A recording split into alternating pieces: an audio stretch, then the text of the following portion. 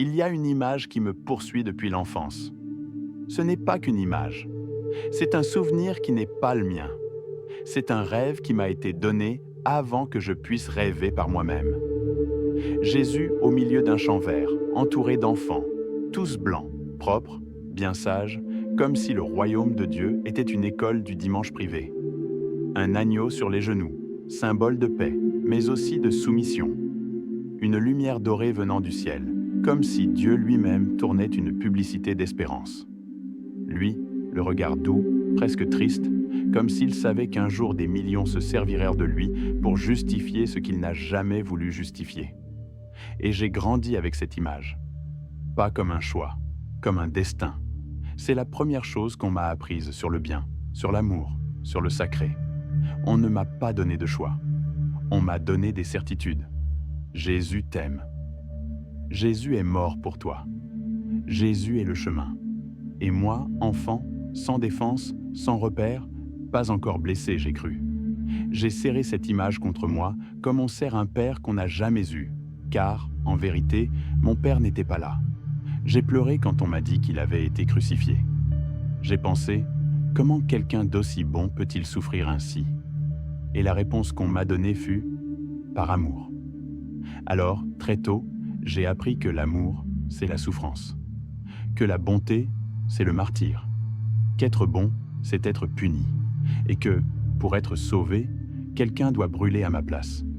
Et pendant des années, j'ai cru qu'aimer Jésus, c'était aimer le bien, la vérité, la compassion. Que suivre Jésus, c'était marcher dans la lumière, sans ombre, sans culpabilité, sans peur. Qu'il était la réponse à toute douleur, la consolation de toute larme, l'étreinte éternelle qui ne se relâche jamais. Qu'il était l'opposé du monde, de la haine, de la violence, de l'indifférence. Qu'il était la preuve que l'amour existe, même quand le monde semble fait de pierre. Mais un jour, j'ai cessé de regarder le tableau, et je suis allé lire ce qu'il avait réellement dit. Pas les versets récités par cœur dans les cultes, ni les résumés des manuels d'évangélisation, ni les phrases sur des cadres décoratifs. Venez à moi, vous tous qui êtes fatigués. Non. Je suis allé aux évangiles, avec les yeux secs, avec le cœur en suspens, sans prière de protection, sans « Esprit Saint, guide-moi ». J'y suis allé avec le courage de celui qui n'a déjà plus rien à perdre. Et ce que j'y ai découvert n'était pas le sauveur doux et aimant de l'image. C'était un homme qui parlait de feu éternel, qui maudissait des villes entières, qui divisait des familles, qui exigeait une obéissance absolue, qui menaçait plus qu'il ne consolait. Et là, pour la première fois, j'ai commencé à me demander, le Jésus qu'on prêche dans les cultes est-il le même Jésus que celui des évangiles? Ou bien les pasteurs, les prêtres, les prédicateurs, les livres, les chansons ont-ils créé un clone, un jumeau bienveillant de l'homme réel? Car le Jésus que j'ai connu n'était pas seulement celui qui guérissait les aveugles et multipliait les pains. C'était aussi le même qui traita une femme cananéenne de petite chienne. Elle n'était pas juive. Elle ne faisait pas partie du peuple élu. Mais son enfant était malade, possédé, en souffrance. Elle était venue de loin, avait franchi des frontières, supplié les larmes aux yeux. « Seigneur, fils de David, aie pitié de moi. Ma fille est cruellement tourmentée. » Et lui, au début, ne répondit même pas. Fit semblant de ne pas entendre, comme on ignore un mendiant à la porte, comme si sa souffrance était invisible, comme si sa douleur n'était pas digne d'attention. Les disciples, gênés, lui demandèrent de la renvoyer. Alors il parla, « Il n'est pas bien de prendre le pain des enfants et de le jeter aux petits chiens. » Petits chiens, pas animaux, pas étrangers. Petits chiens, un terme péjoratif, diminutif, humiliant.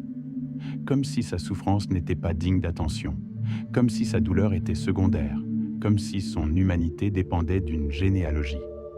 Et elle, humiliée mais debout, répondit « Oui, Seigneur, mais même les petits chiens mangent les miettes qui tombent de la table de leur maître. » C'était une réponse de dignité, d'intelligence, de désespoir transformé en sagesse.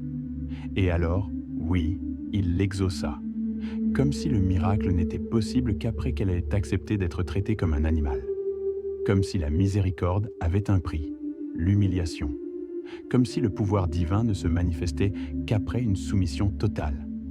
Et personne ne parle de cela. Dans les cultes, on dit qu'il était humble, qu'il était plein de grâce, qu'il marchait avec les pauvres, les marginalisés. Mais où est la grâce dans le fait d'humilier une mère désespérée pour prouver une doctrine? Où est l'amour dans le fait de poser des conditions à la miséricorde, d'exiger qu'elle mendie, comme un animal sous la table, avant d'être vue comme une personne? Est-ce cela, la compassion, ou est-ce du théâtre théologique? Une épreuve de foi faite sur le dos d'une femme qui voulait seulement sauver son enfant? Savait-il déjà qu'il allait l'aider? Alors pourquoi le jeu? Pourquoi le silence? Pourquoi l'offense? Et il y a ce qu'il fit au figuier. Un jour, affamé, il s'approcha d'un arbre pour chercher des fruits. Il n'y en avait pas. C'était hors saison. Les arbres ne portent pas de fruits en hiver. C'est de la biologie. C'est la nature. C'est l'ordre des choses.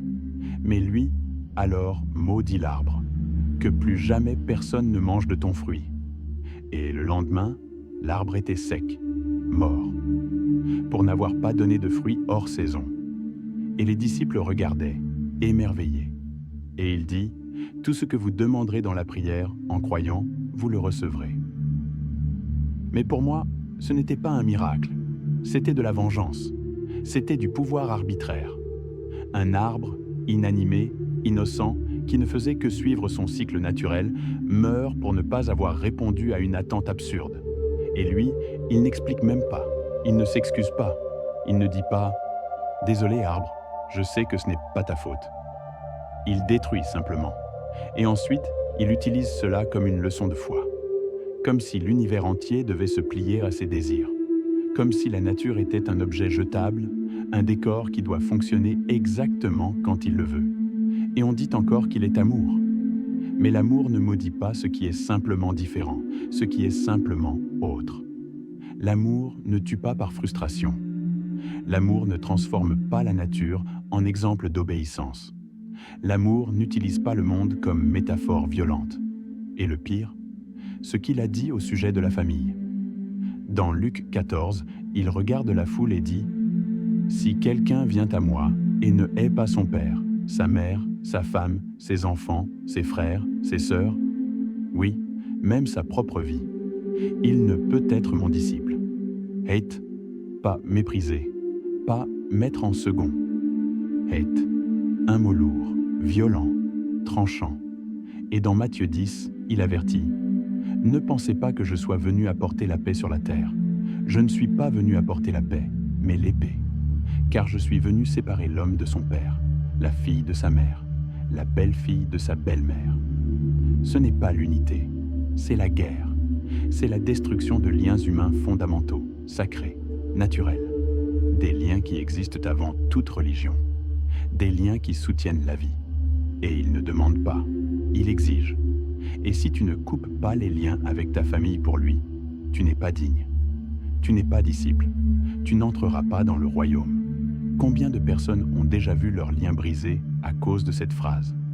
Combien de jeunes expulsés de chez eux parce qu'ils ont dit que aimer Dieu, c'est haïr la famille? Combien de mères pleurant dans l'obscurité, se demandant ce qu'elles ont fait de mal, pendant que leurs fils répètent des versets comme des armes? Combien de mariages brisés parce qu'un conjoint a pensé que aimer Jésus signifiait abandonner l'autre? Combien de personnes âgées abandonnées parce que le Seigneur est mon berger, et plus leurs enfants? Et lui, au ciel, on l'appelle bon, un homme qui exige que tu haïsses celui qui t'a donné la vie, qui t'a aimé le premier, qui t'a appris à marcher, à parler, à respirer, et qui appelle cela le discipulat? Et l'enfer. Ah, l'enfer. Car c'est Jésus qui en a le plus parlé. Plus que n'importe quel prophète, n'importe quel apôtre, n'importe quel visionnaire de l'Ancien Testament.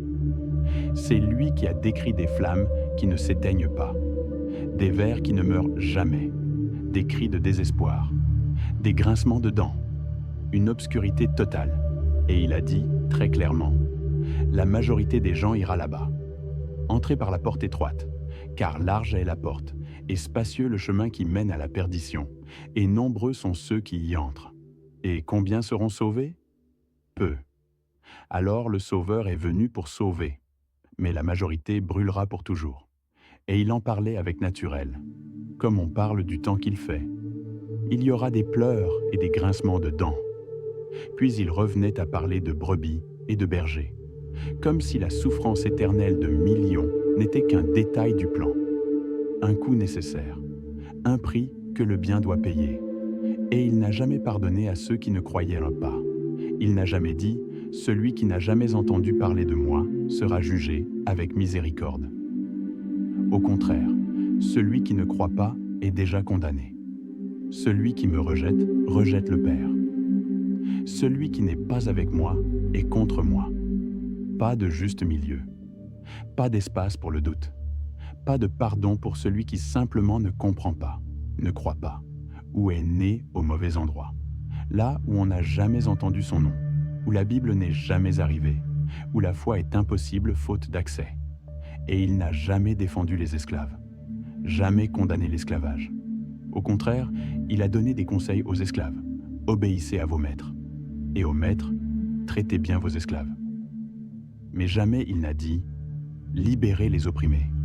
Jamais il n'a défié le système.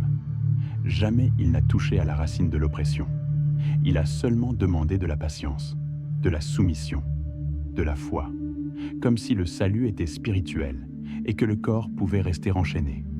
Et quand il est mort, qu'est-ce qui a changé? Le système a continué. L'esclavage a perduré pendant des siècles, y compris dans les colonies chrétiennes. La guerre a continué, l'exploitation a continué, et l'Église, en son nom, a fait des croisades, brûlé des hérétiques, réduit des peuples entiers en esclavage, envoyé des enfants à la mine, abusé de fidèles, réduit les femmes au silence, persécuté les minorités. Et tout cela avec l'image de Jésus sur l'autel, souriant, doux, bon. Comme s'il ne savait pas, comme s'il n'avait pas dit ce qu'il a dit, comme s'il n'avait pas ouvert la porte à ce genre de fanatisme.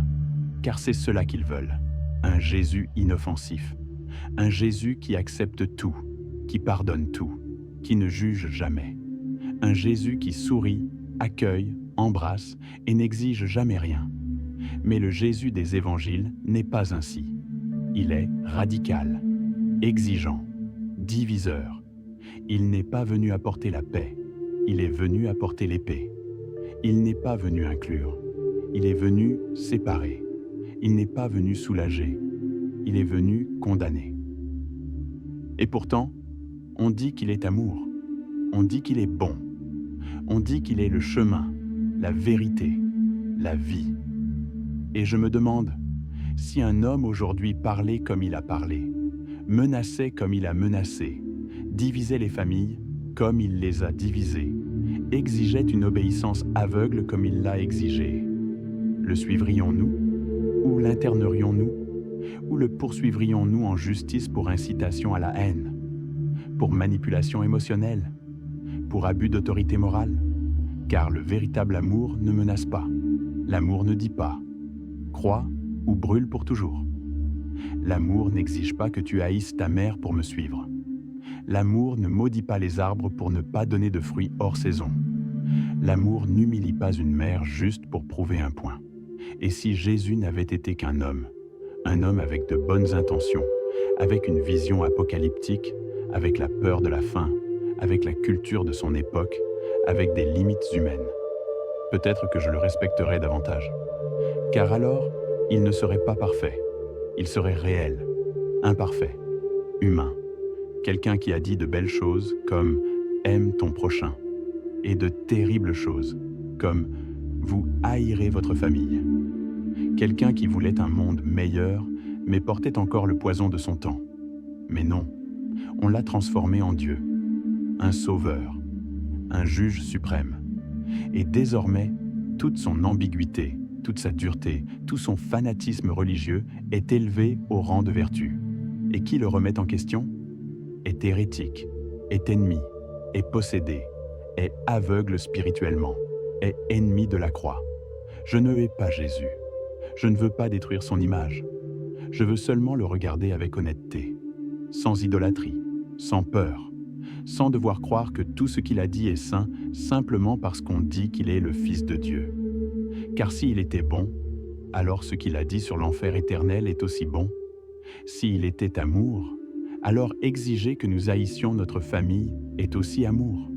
S'il était miséricordieux, alors maudire un arbre pour ne pas donner de fruits est aussi miséricorde. Ou bien avons-nous, au fil des siècles, pris un homme complexe, plein de contradictions, et poli son image avec de la peinture de sainteté, effaçant tout ce qui dérange, coupant les arêtes, adouci les paroles dures, transformé le prophète en peluche et appelé cela la vérité. Peut-être que le plus grand acte d'amour que Jésus pourrait poser aujourd'hui ne serait pas un miracle, ni une prédication, ni une croix. Ce serait dire « Arrêtez. Arrêtez de m'utiliser pour diviser. Arrêtez de m'utiliser pour menacer. Arrêtez de m'utiliser pour condamner. J'étais juste un homme qui voulait que vous vous aimiez. Et vous avez transformé mon nom en prison. Et peut-être que, s'il revenait, il ne reconnaîtrait pas ce que vous avez fait de lui. Ni par les églises, ni par les doctrines, ni par les rituels, mais par la peur, par le contrôle, par l'exclusion, par la certitude aveugle, par l'absence de compassion déguisée en foi. Et peut-être que, s'il voyait cette peinture, le champ vert, les enfants, l'agneau, la lumière dorée, il secouerait simplement la tête et dirait « Ce n'est pas moi, c'est ce que vous avez eu besoin d'inventer pour supporter ce que j'ai réellement dit. » Et alors, peut-être, pour la première fois, nous commencerions à aimer non pas une idole, mais les uns les autres. Et peut-être que, s'il était ici maintenant, me regardant, avec ce regard doux, presque triste, je lui demanderais « Vouliez-vous vraiment que les gens vous adorent plus qu'ils n'aiment leurs parents? Vouliez-vous vraiment que l'enfer soit éternel? Vouliez-vous vraiment que votre message serve à détruire des familles, à justifier des guerres, à maintenir des esclaves soumis? » Et peut-être qu'il ne répondrait pas. Peut-être qu'il pleurerait simplement. Car l'homme qui voulait que nous nous aimions les uns les autres n'a jamais voulu être le prétexte de la haine.